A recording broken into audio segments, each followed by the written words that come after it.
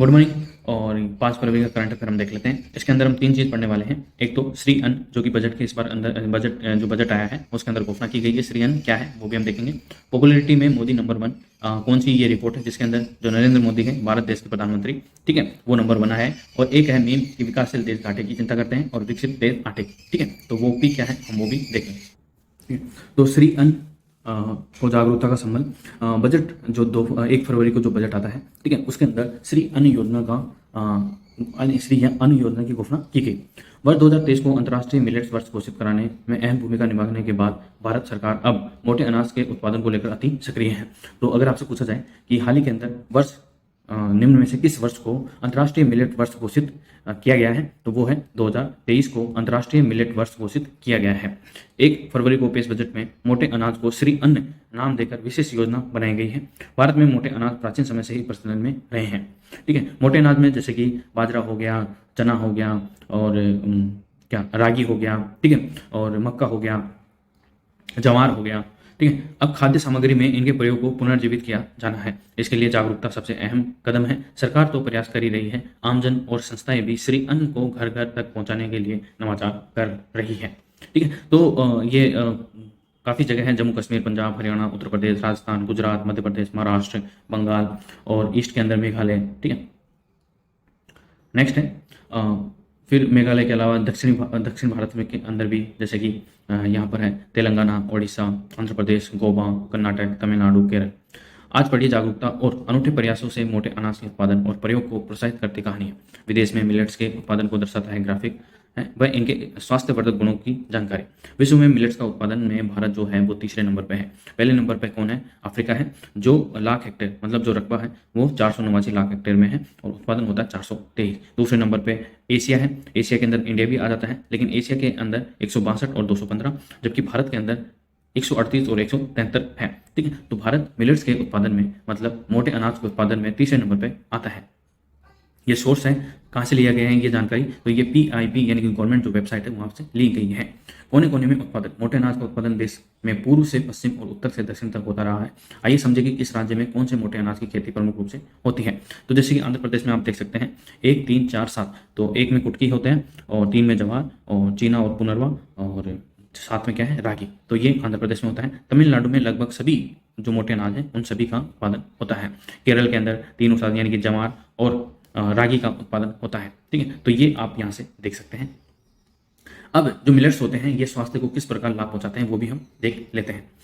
Millets जैसे कि जवार शरीर की कोशिकाओं को सुरक्षित रखता है। कोलोन कैंसर यानी कि जो कोलोन कैंसर जो नीचे का जो कैंसर होता है, हृदय रोग की आशंका भी कम करता है। बाजरा बाजरा के अंदर विटामिन ई की प्रचुरता होती है। शरीर में टिश्यू को चोटों से सुरक्षित रखता है। कौन सा? बाजरा। रागी हड्डियों के विकास में सहायक होती है। एनीमिया में भी कारगर है। एनीमिया क्या होता है कि बॉडी के अंदर जो खून की कमी हो जाती है उसको एनीमिया कहा जाता है। और जो प्रेग्नेंट महिलाएं होती है वो एनीमिया की ज़्यादा शिकार होती है, तो उनको मोटे अनाज खाने की सलाह दी जाती है। कंगनी या टांगून कैल्शियम की प्रचुरता से हड्डियों को मजबूत कर ऑस्टियोपोरोसिस से बचाता है। ऑस्टियोपोरोसिस क्या होता है? ऑस्टियोपोरोसिस होता है कि हड्डियां इसके अंदर कमजोर हो जाती हैं और हल्की चोट के साथ ही हड्डियां टूटने का जो खतरा है वो बढ़ जाता है, उसी को ऑस्टियोपोरोसिस कहा जाता है। लेकिन जो कंगनी या टांगून जो खाते हैं, ठीक है, उनकी जो हड्डियां होती हैं वो मजबूत होती हैं, क्योंकि इस अनाज के अंदर जो कैल्शियम की जो प्रचुरता होती है वो अधिक होती है। कोदो नर्वस तंत्र को सशक्त करने में सहायक होता है। सामा, इसमें आयरन की अधिकता होती है, रक्त संचार में मदद मिलती है। कुटकी हृदय के लिए अत्यंत लाभकारी है। रक्त में शुगर के स्तर पर नियंत्रण रखने में यह सहायक होती है। जिसके डायबिटीज और मधुमेह जो रोग होता है उसको जो डॉक्टर होता है वो कुटकी का अनाज खाने के लिए कहते हैं, ठीक है। इससे क्या होता है? हृदय के लिए अत्यंत लाभकारी होता है और साथ ही में रक्त के अंदर जो शुगर है, ठीक है, उसको कंट्रोल करने में सहायक ये होता है। आई होप आपको ये समझ में आया होगा और ये न्यूज़ आपको अच्छी भी लगी होगी। अब देख लेते हैं कि जो हमारे प्रधानमंत्री हैं, ठीक है, वो देश में नंबर 1 किस रिपोर्ट के आधार पर आए हैं। तो ये तो पिछले कुछ सालों में जब से 2014 से बीजेपी की सरकार आई है तब से प्रधानमंत्री अपना सेकंड टर्म पूरा करने वाले हैं, ठीक है। तो पॉपुलैरिटी में नंबर 1 है कौन? मोदी, नरेंद्र मोदी, जो हमारे देश के प्रधानमंत्री हैं और अपना जो सेकंड टर्म है ये पूरा करने जा रहे हैं। 2024 में चुनाव होने वाले हैं। प्रधानमंत्री नरेंद्र मोदी 78% के साथ पूरे विश्व के अंदर पहले नंबर पे हैं। और ये किस रिपोर्ट के आधार पर है? तो प्रधानमंत्री नरेंद्र मोदी एक बार फिर दुनिया के सबसे लोकप्रिय नेता चुने गए हैं। अमेरिका के data intelligence firm the morning consult के सर्वे के मुताबिक मोदी पहले नंबर पर है। दूसरे नंबर पर मेक्सिको के राष्ट्रपति लोपेज ओब्राडोर। तीसरे नंबर पर स्विट्जरलैंड के राष्ट्रपति एलन बेरसेट, ऑस्ट्रेलिया के प्रधानमंत्री एंथोनी एल्बेनेस और ब्राजील के राष्ट्रपति लला दा सिल्वा, जिनका हाल ही के अंदर चुनाव हुआ है।